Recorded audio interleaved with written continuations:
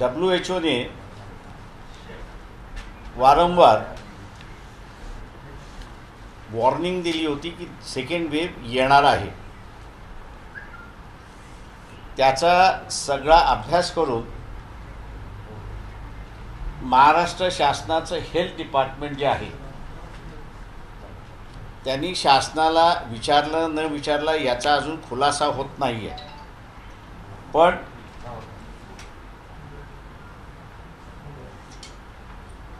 11 November 2020 ला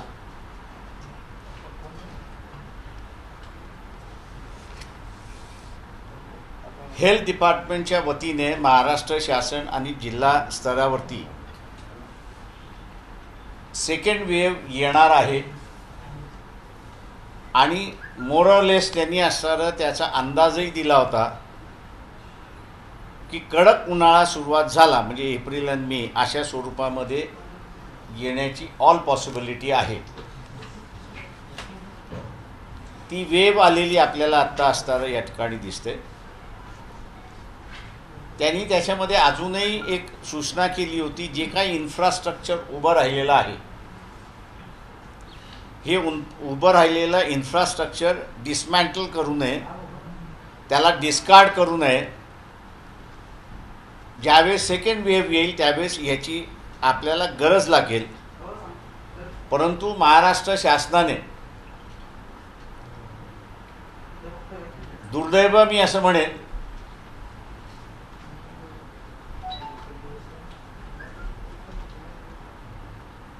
की या एक्सपर्ट टीमचा ॲडवाइस मानला नाही। आम्ही स्वतःच एक्सपर्ट आहोत अशा रीतीने बिहेव करायला लागले आणि जे काही कोविडसाठी इन्फ्रास्ट्रक्चर उभं केलं होतं, मग ते मॅनपॉवरच्या दृष्टिकोनातून असेल किंवा बेडच्या दृष्टिकोनातून असेल, ते सगळं त्यांनी असं इन्फ्रास्ट्रक्चर मोडलं किंवा नातेवाईकांना कॉन्ट्रॅक्टवरती त्या ठिकाणी देण्यात आलेलं आहे। या एकमेव कारणासाठी जो काही सर्ज आपल्याला दिसतोय, या सर्ज झालेल्या याच्यामध्ये कॉट्स कमी पडतात आहेत, ऑक्सिजन सुद्धा कमी पडते अशी असणारी परिस्थिती आहे। पारसमधलं जे पॉवर हाऊस आहे म्हणजे इलेक्ट्रिसिटी कोलवरती जनरेट करणारा असणारं जे प्लांट आहे, यांनी आपला एक रिपोर्ट महाराष्ट्र शासनाला सादर केला की जेवढं कोल बेस्ड इलेक्ट्रिसिटी जनरेशनचे प्लांट्स आहेत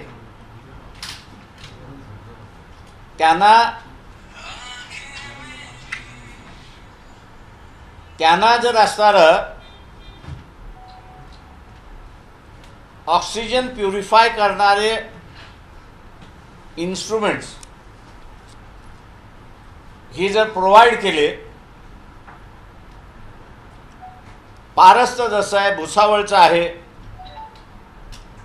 त्याच्याच बरोबर त्याच्यानंतर मग असणारं खापरखेरडामधलं आहे, नाशिकमधलं आहे, परळीमधलं आहे, हे मिनिमम 500 जम्बो सिलेंडर सप्लाय करू शकतात।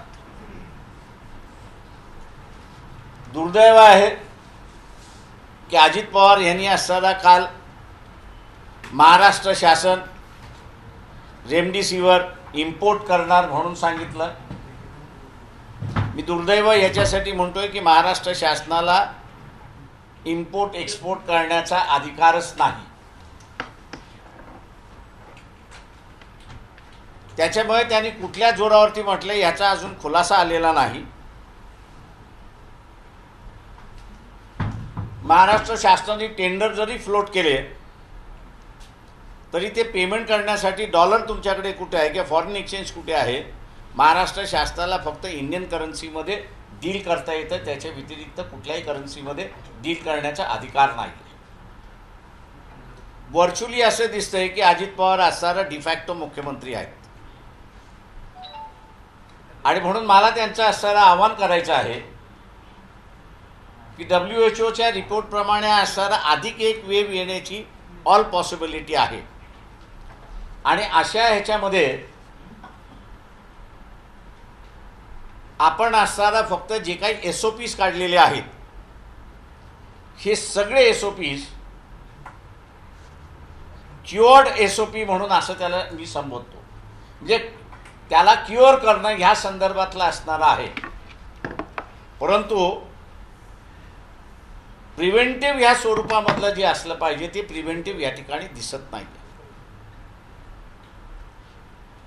यावेळेस आपण बघत असाल की मुसलमानांमधलं असणारं संख्या बऱ्यापैकी कमी आहे आणि त्याचं एकमेव कारण की उनानी जी मेडिसिन आहे आणि ती मुस्लिम समाजामध्ये मोठ्या प्रमाणात चालते, त्या डॉक्टरनी असणारं प्रिव्हेंटिव्ह केअर काय काय घ्यावे याचा असणारं त्यांनी मुस्लिम समाजामध्ये प्रचार केला असल्यामुळे आपल्याला ती संख्या थोडीशी आटोक्यात दिसते अशी परिस्थिती आहे. इथे नॅचरोपॅथी आहे, आयुर्वेदिक आहे, उनानी आहे. मी असणारा महाराष्ट्र शासनाला विनंती करतोय या सगळ्या ज्या मेडिकल ब्रांच आहेत यांच्याशी बसून प्रिव्हेंटिव्ह केअर म्हणजे कोविड होणार नाही याचा केअर घेण्यासाठी काय काय आहे. शासनाने फक्त 2च प्रिव्हेंटिव्ह केअर या ठिकाणी टाकले, तो म्हणजे मास्क आणि फिजिकल डिस्टन्सिंग. याच्या पलीकडे आपल्याला कुठेही काही दिसत नाही. तर हे प्रिव्हेंटिव्ह मेजर्स जर शासनाने प्रचार केला तर मी असं म्हणेन की संख्या जी वाढताना दिसते ती आपल्याला कदाचित वाढताना या ठिकाणी दिसणार नाही. दुसरं, रेमडेसिवीरवरती आता असणारं ऑल्टरनेटिव्ह मेडिसिन्स त्या ठिकाणी जाहीर झालेले आहेत, आलेले आहेत. त्याच्यापेक्षा ही संख्या वाढेल असं आपण धरून चालू, कारण का डिझास्टर मॅनेजमेंट म्हणून आपण बघतो, त्याच्यामुळे ही संख्या डबल होईल असं आपण त्या ठिकाणी धरून चालतोय. अशा वेळेस परदेशातून ऑक्सिजन येणार किती? आज आपल्याकडे इंग्लंड पाठवतोय, जर्मनी पाठवतोय, अमेरिका पाठवतोय आणि सौदी अरेबियाचे कमिटमेंट आपल्याला आलेले आहेत. पण ते फार फार महिना 2 महिना चालतील अशी परिस्थिती आहे. तेव्हा या देशांकडून पारसनी एक प्रपोजल पाठवलेला आहे की आम्हाला असणारं आमच्याकडचं निघणारं ऑक्सिजन हे प्युरिफाय करणाऱ्या मशिनरीज आम्हाला जर प्रोव्हाइड केल्या तर दिवसाला 500 जम्बो जेट्स ऑक्सिजन सिलेंडर आम्ही असणारं प्रोव्हाइड करू शकतो. अकोला कलेक्टरनी ते असणारं प्रपोजल घेऊन महाराष्ट्र शासनाला पाठवलेलं आहे. मी शासनाला म्हणेन की एकाच पारसचं बघण्याच्या ऐवजी खापरखेडा हे उत्तर विदर्भाला त्या ठिकाणी बघू शकतं, पारस जे आहे ते खालच्या विदर्भाला बघू शकतं, भुसावळचं जे प्लांट आहे ते जळगाव, नंदुरबार आणि औरंगाबादला बघू शकतं, नाशिकचं जे प्लांट आहे ते नाशिक, मुंबई, ठाणा या भागाला असणारा प्रोव्हाइड करू शकतं आणि परळीचं असणारं जे पॉवर प्लांट आहे ते अख्ख्या मराठवाड्याला त्या ठिकाणी बघू शकतं अशी परिस्थिती आहे. का स्मॉलेस्ट ज्याला असणारं म्हणतो की इलेक्ट्रिसिटी जनरेशन ही पारसमध्येच त्या ठिकाणी होते आणि उरलेल्या ठिकाणी जे आहे ते कमीत कमी 2000-2500 मेगावॉट वीज तयार होते अशी असणारी परिस्थिती आहे. याच्यावरती शासनाने विचार करावा असं माझं आव्हान आहे. दुसरं सगळ्यात महत्त्वाचं की इथे जी काही वॅक्सिनेशन दिल्या जाते ते वॅक्सिनेशनचे रेट मी आपल्याला असणारं सांगतो. कोविडशिल्ड वॅक्सिनेशन रेट जगभर जे आहेत, सौदी अरेबिया हे डॉलरमध्ये आहेत, $5.25 आहेत. साऊथ आफ्रिकेमध्ये तेवढ्याच ह्याला आहेत. USA मध्ये $4 आहेत. बांगलादेशमध्ये $4 आहेत. ब्राझीलमध्ये $3.15 आहे. UK मध्ये $3 आहे आणि युरोपियन युनियनमध्ये 2.15 to 3.50 अशा रेंजमध्ये आहेत. हे सगळे भारतातून गेलेले असणारे वॅक्सिन्स आहेत. पण भारतामध्ये रेट काय त्या वॅक्सिनचा? तर भारतामध्ये हा रेट $8 आपल्याला या ठिकाणी दिसतो. म्हणजे जिथे वॅक्सिन मॅन्युफॅक्चर केल्या जाते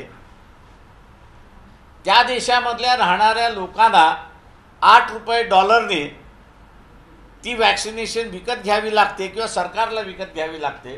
पण तीच वॅक्सिन ज्यावेळेस परदेशाला जाते त्यावेळेस ती $2.5 ते मॅक्झिमम असणारा $5.25 त्या ठिकाणी जाते.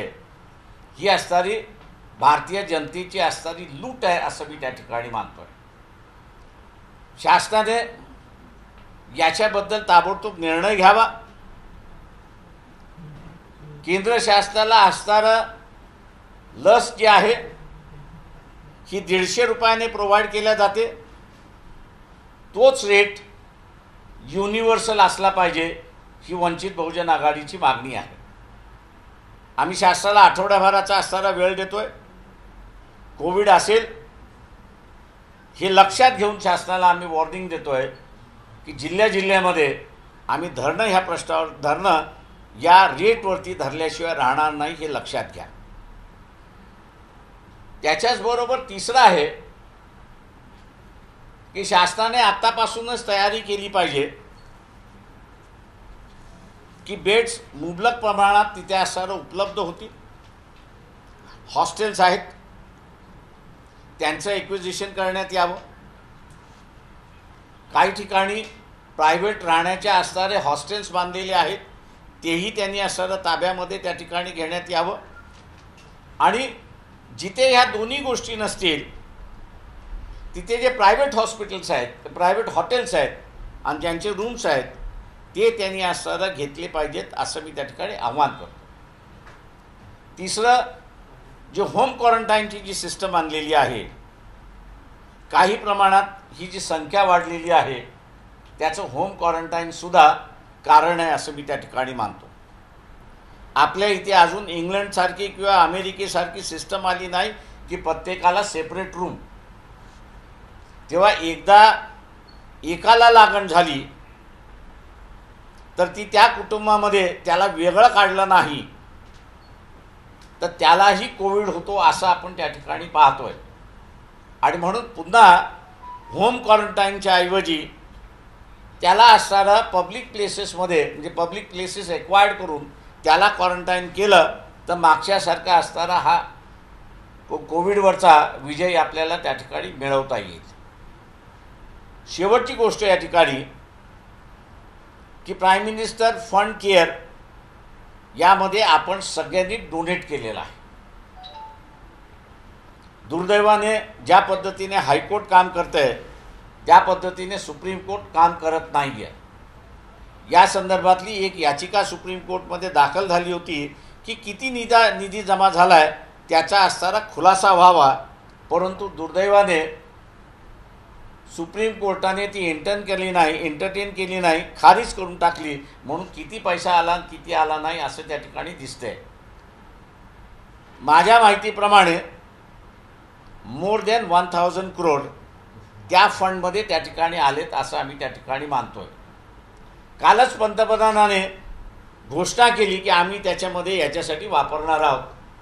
आणि कोण पाठ थोपटत आहे तर BJPवालेच आपल्या पंतप्रधानाची पाठ थोपटत आहेत अशी परिस्थिती आहे. नेसेसिटी काय आहे या सेकंड वेव्हच्या दरम्यान किंवा येणाऱ्या थर्ड वेव्हला धरून आपण असणारं चालू येणार नाही याची आपण असणारं पूर्णपणे येणार नाही याची पूर्ण खात्री करून घेतली पाहिजे. त्यासाठी आपल्याला उपाययोजना केली पाहिजे.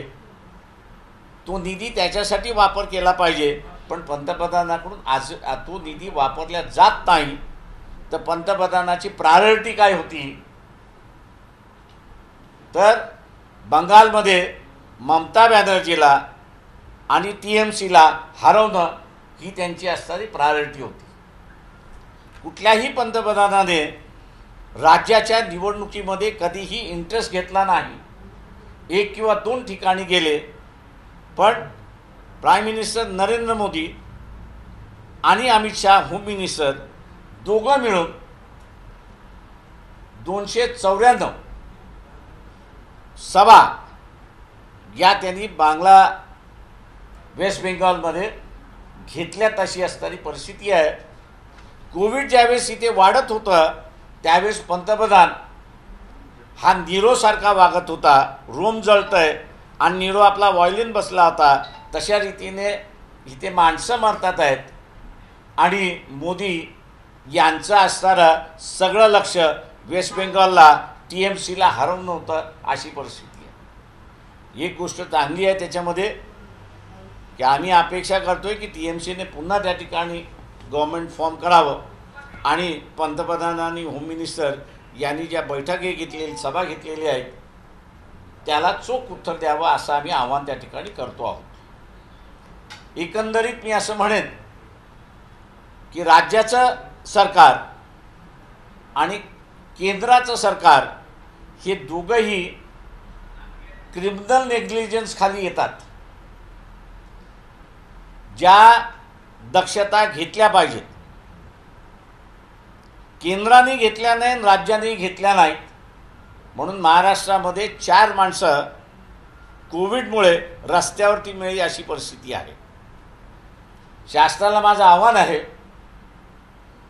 की यापुढे अशी परिस्थिती येऊ नये. राज्यावरती आपण बसलेला आहात, अशी परिस्थिती येऊ नये यासाठी पक्षातले सल्लागार सोडा, जे खऱ्या अर्थाने डिझास्टर मॅनेजमेंटमध्ये एक्सपर्ट आहेत त्यांना घेऊन बसा. का ही चेन लॉकडाऊन करूनही मोडलेली नाही. लॉकडाऊनमुळे चेन मोडेल असं मला तरी वाटत नाही आहे. चेन मोडायची असेल तर मी जर बाधित असेल तर मी कोणाकोणाला भेटलो, ते कोणाकोणाला भेटले, ज्यांच्या भेटीगाठी झालेल्या आहेत त्यांना असणारं जर आपण तपासलं आणि त्यांना मॉनिटरिंग केलं तर ही चेन ब्रेक होऊ शकते हे आपण लक्षात घ्या. लॉकडाऊनमुळे फार फार तर त्याची इंटेन्सिटी कमी होईल एवढंच फक्त मी त्या ठिकाणी मानतो. पण ती पूर्णपणे चेन ब्रेक करायची असेल तर ज्याला कोविड झालाय तो कोणाला भेटलाय आणि ते कोणाला भेटलेले आहेत अशा रीतीची असणारी एक सोशल टीम उभी करून त्यांच्यावरतीच केंद्रित पूर्णपणे असणारा सरकारने लक्ष केलं तर इथली असणारी ही चेन मिटू शकते अशी असणारी परिस्थिती आहे. या कामामध्ये दुर्दैवाने शासनाने जी SOP काढलेली आहे त्याच्यामध्ये नगरसेवक, आमदार, खासदार, माजी आमदार, माजी खासदार यांना कुठलाही रोल नाही. लॉकडाऊनच्या पिरियडमध्ये लॉकडाऊन त्यांनाही लागू झालेला आहे आणि म्हणून डॉक्टर आणि अधिकारी, डॉक्टर आणि सामान्य माणूस याच्यामधला जो दुवा आहे तोच दुवा शासनाने या ठिकाणी मोडलेला आहे. आणि म्हणूनच आपण बघत असाल की अनेक ठिकाणी कोविड सेंटरच्या ठिकाणी डॉक्टर्स कामकाज करायला तयार नाहीत अशी असणारी परिस्थिती आहे. शेवटचा मुद्दा या ठिकाणी मांडेल. जिल्हा परिषदेमध्ये यंत्रणा आहे, सगळ्या जिल्ह्यांमध्ये आहे याची मला जाणीव आहे. अकोल्यामध्ये आम्ही असणारं सुरुवात केलं. कोविड सेंटर 50 बेडचं आम्ही सुरुवात केलेलं आहे. शासनावरती आम्ही अजिबात अवलंबून नाही. जिल्हा परिषदेने स्वतःने त्या ठिकाणी सुरुवात केलेलं आहे. ऑक्सिजनही मिळतोय आणि सेवाभावी करण्यासाठी डॉक्टर्सही मिळतात. त्यांना मानधन पाहिजे, ते दिले तर फार चांगलं, नाही दिलं तर मानवतेची सेवा म्हणून आम्ही आमचं असणारं करायला तयार आहोत. तेव्हा शासनाने ही जी इलेक्टिव्ह रिप्रेझेंटेटिव्ह सिस्टमला पूर्णपणे ह्या कोविडच्या ह्याच्यामध्ये बाहेर ठेवलेलं आहे, त्यांना इन्व्हॉल्व करून घ्यावं. त्यांचा ॲडमिनिस्ट्रेशनवरती सुद्धा पगडा असतो आणि लोकांवरती सुद्धा असतो आणि डोनर क्लास आहे त्याच्यावरती सुद्धा असतो. तेव्हा अत्यंत चांगल्या रीतीने गव्हर्नमेंटच्या बरोबर तेही एक वेगळं सेंटर या ठिकाणी उभं करू शकतात. जी काही माहिती आहे, भीती म्हणून मी असताना कोणाला सांगत नाही. प्रिव्हेंटिव्ह केअर घेतलं तर माझ्यासारखी लोक होऊ शकतात. फक्त एवढंच आहे की दिलासा देण्याची असणारी गरज आहे. वर्तमानपत्रातून दर दिवशी ज्या काही बातम्या येतात, टी व्हीवरनं बातम्या येतात, दुर्दैवाने ते असणारं एकदम भयावह चित्र त्या ठिकाणी करतं आहे. तेव्हा शासनाने हे जे महिन्याभराचा फिगर एक दिवशी जो दाखवला जातो,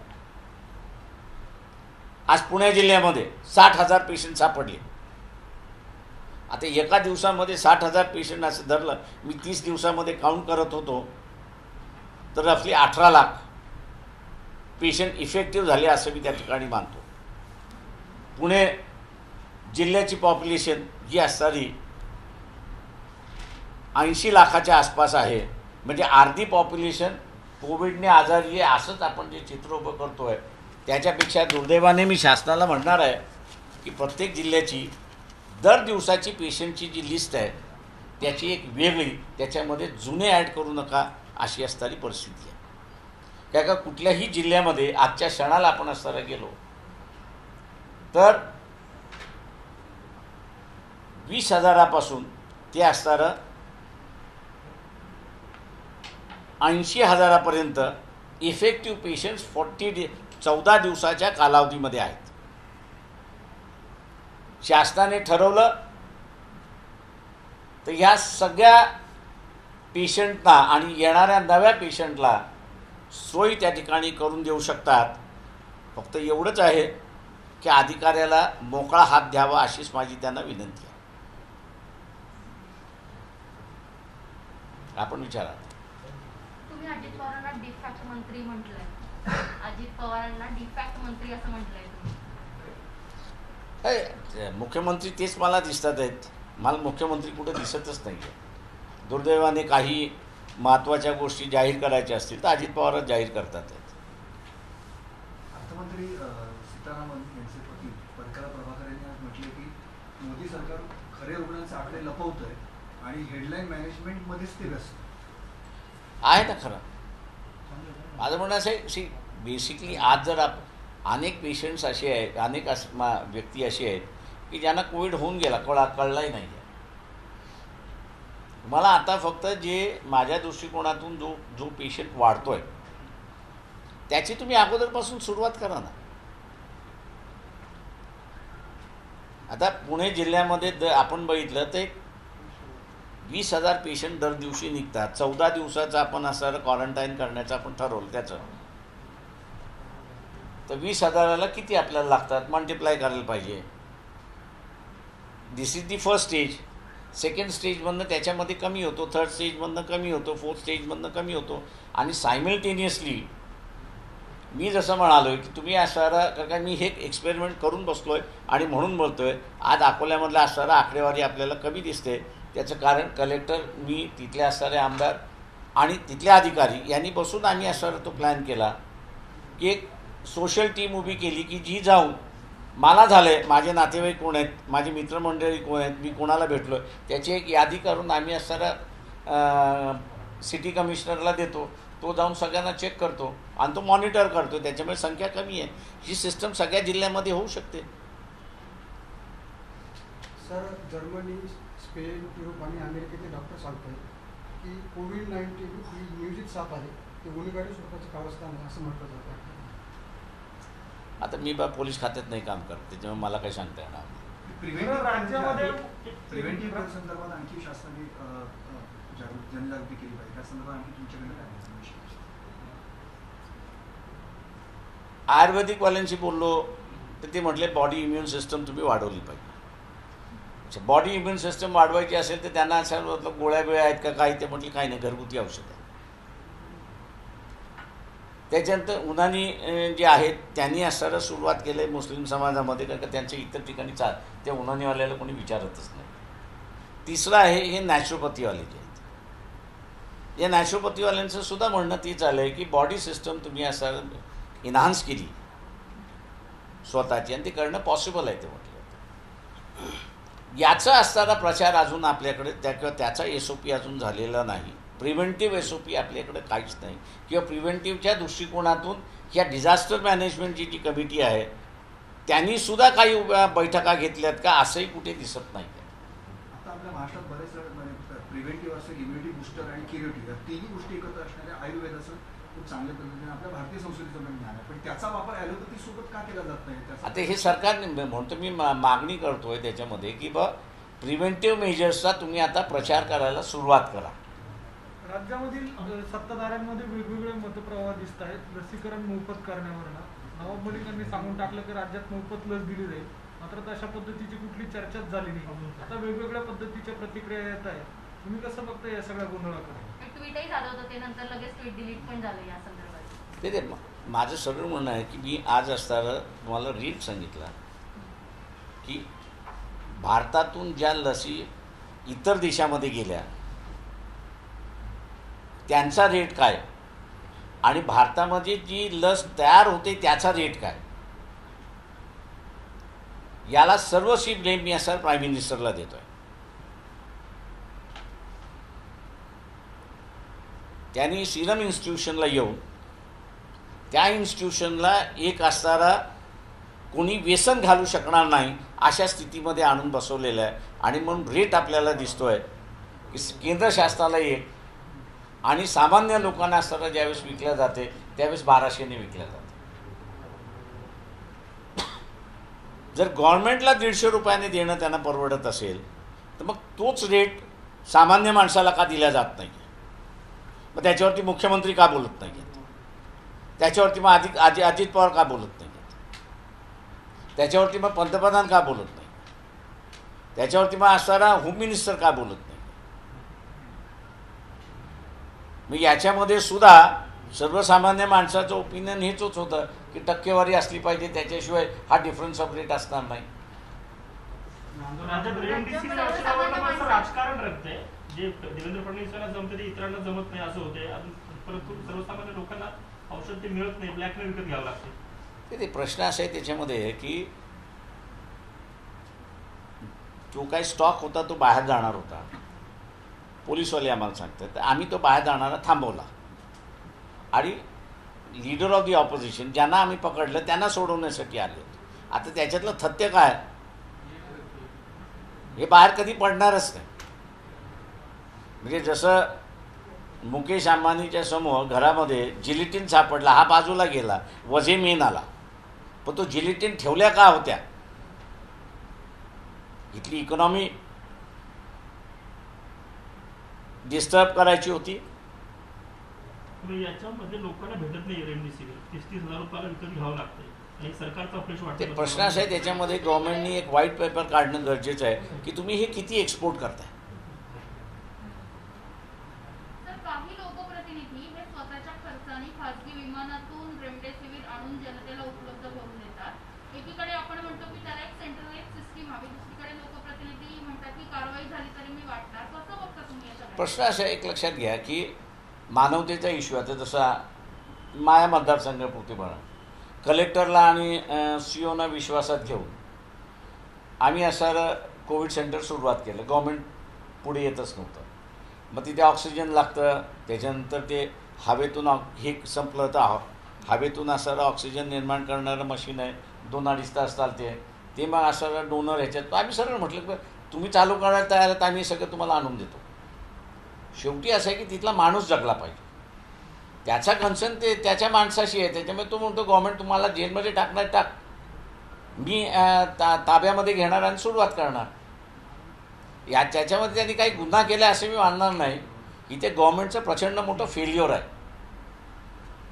मी पहिल्या दिवसापासून असणारा मुख्यमंत्र्यांना विनंती करतोय की डिझास्टर मॅनेजमेंटची एक बैठक आठवड्याला तुमची झाली पाहिजे. दुसरं जे आहे त्याच्याबरोबर हा जो विरोधी पक्ष जे आहे लहान मोठा असेल, माझं म्हणणं असं आहे तुम्ही त्यांचा असणारा वापर करा, कारण का शेवटी ते लोकांमध्ये दर दिवशी असतात. दोन्ही गोष्टी झालेल्या नाही आहेत. ते आंदोलनाचं या इंजेक्शनाच्या याच्यावरती लसीकरणाच्या याच्यावरती आहे कोण 1200 रुपये देणार आहे त्याच्यामध्ये? कोणाला परवडणार आहे? पंढरपूरमध्ये सध्या कोरोना वाढतोय आणि त्याचं खापर अजित पवारांनी लोकांनाच फोडलंय. आम्ही सांगितलं लोकांना की त्यांनी मास्क बांधून या, परंतु ते तसेच आले असं सांगितलं त्यांनी. शेवटी काय झालं, तिथं कोरोना लोकांमुळेच वाढतो असं त्यांनी शेवटी सांगितलं. माझं म्हणणं असं आहे, कोरोना जरी तिथे वाढत असला तरी आज अधिकृतरित्याने सांगू शकतो की पंढरपूरमधलं असणाऱ्या मंदिरांचं जे प्रमुख आहेत त्यांनी सरळ सांगितलं आहे की तुम्ही आम्हाला परमिशन द्या, आम्ही इथे तुमची आम्हाला मदत नको आहे, आम्ही 1000 बेडचं हॉस्पिटल या ठिकाणी कोविड सेंटर उभं करू शकतो, तुम्ही आम्हाला परमिशन द्या. का देत नाही? सर, प्रचारादरम्यान मोठी गर्दी झाली. अजित पवार म्हणतात की लोकांमुळेच वाढला, कारण त्यांनी सभा घेतल्या त्याला लोकांची गर्दी असे झाली. तुम्ही सभा घेतली आणि तुम्ही बोलवले, त्याच्यामध्ये एक ह्याच्यामध्ये मी असं म्हणतो की मागच्या सारखं डेथ रेट या ह्याच्यामध्ये नाही आहे, अशी एक परिस्थिती आहे. त्याच्यामुळे तुम्हाला त्याला मेडिसिन, ऑक्सिजन हे पुरवणं आणि आयसोलेट करणं हे त्याचं गरजेचं आहे असं मी त्या ठिकाणी मानतो. सर, अनिल देशमुखांवर आता गुन्हा दाखल झालेला आहे. याच्यामध्ये आघाडीचे मंत्री म्हणतात की कोरोनावरचं लक्ष विचलित करण्यासाठी केंद्राने हा सगळा डाव आखलाय. तुम्हाला काय वाटतं नेमकं याच्यामध्ये? मी असं म्हणेन की जे काही फायनान्शियल करप्शन जे काही झालेलं आहे तो मेन आहे असं मी त्या ठिकाणी मानत नाही. मी आत्ता असताना मानतो याच्यामध्ये की तो 15 दिवस पोस्टपोनसुद्धा होऊ शकतो इश्यू. त्या सगळ्या ह्याच्यामध्ये तुमची आज सगळी एनर्जी जी आहे माणसं वाचवण्यामध्ये गेली पाहिजे असंच मी त्या ठिकाणी मानतो. केंद्राकडून राज्याला हव्या त्या प्रमाणामध्ये लसीचे डोस ते उपलब्ध होत नाहीत. पुण्यातलं जर उदाहरण घेतलं तर 2 दिवस लस मिळाली नाही म्हणून लसीकरण केंद्र जी आहेत ती बंद ठेवावी लागली होती. काल रात्री 35,000 डोस आले, ते पण 2 दिवस पुरतील, पुढचे इतकेच आहेत. 35,000 जे डोस आहेत, लाईन लागते 1.5 लाखाची. त्याच्यामुळे ती 2 दिवस डॉक्टर्स म्हणतात आहेत, कारण का ते पेशंटला घेऊन बसतात. आणि त्याच्यामध्ये मुळात माझं म्हणणं असं आहे की जसं इंग्लंड असेल, रशिया असेल, यांनी प्रायोरिटी म्हणून सांगितलं आहे की आमची लोकं वाचवणं ही आमची प्रायोरिटी आहे. आणि ते संपल्यानंतर मग त्यांनी असणाऱ्या जगामध्ये इतर देशांना लस देण्याचं असताना त्यांनी हे केलं आहे. भारताने ही पहिल्यांदा भूमिका का घेतली नाही? आता ही जी सगळी देशांचे नाव मी वाचलेले आहेत त्या सगळ्यांना भारताकडूनच लस प्रोव्हाइड करण्यात आलेली आहे. तेव्हा तुम्ही म्याव का झालात ह्याचं पहिल्यांदा उत्तर द्या. एकूणच या सगळ्या सिच्युएशनमध्ये आपण बघतो की सगळे काही व्यवहार किंवा काही कंपन्यांची जे दबाव आहे किंवा कंपन्यांचे चाळीस जे आहेत, कंपन्यांचे जे औषध आहेत किंवा अनेक गोष्टी करायच्या त्या केंद्राच्या अखत्यारीत येतात, राज्याला काय अधिकार आहे? अशा वेळेस असं नाही आहे. माझं म्हणणं असं आहे की महाराष्ट्र शासनाने लक्षात घेताना HCL आणि हाफकिन मुंबईमधलं हे का बंद केलं? महाराष्ट्र शासनाने बंद केलं ना. वे तुमच्याकडे इमर्जन्सीसाठी असणाऱ्या 2 इन्स्टिट्यूशन्स, रिसर्च इन्स्टिट्यूशन्स आहेत आणि औषध प्रोड्यूस करणारे इन्स्टिट्यूशन्स आहेत, हे महाराष्ट्र शासनाने बंद केलं ना. आजच्या सिच्युएशनमध्ये काय अधिकार राज्याला केंद्राने आवश्यक वाटतंय? कशाबद्दल? एकूणच सगळं कारण रेमडेसिवीर पासून तर सर्वच. माझं म्हणणं असं आहे की राज्य काय करणार? शेवटी असणारं तुम्हाला ज्या मेडिसिन्स प्रोव्हाइड करायच्या आहेत आणि ज्या कमतरता आहेत, अख्ख्या सगळ्या हाफ ऑफ दी फॅक्टरीज हे उत्तराखंडमध्ये आहेत. आज त्यांची कॅपॅसिटी जी आहे ते डबल करण्याची कॅपॅसिटी आहे. प्राईम मिनिस्टरने उत्तराखंडच्या मुख्यमंत्र्याला सांगून ज्याची ज्याची गरज आहे तिथल्या त्या कॅपॅसिटीज वाढवून तुम्हाला असणारा गोळ्या मिळू शकतात ना. अनयुटिलाइज कॅपॅसिटी किती आहे ह्याचासुद्धा व्हाईट पेपर गव्हर्नमेंटने काढावा. ही मॅनमेड सिच्युएशन आहे असा माझा सरळ सरळ आरोप आहे शासनावर. ओके, चलो, थँक्यू. बहिणाबाईंची जात्यावरची ओवी म्हणजे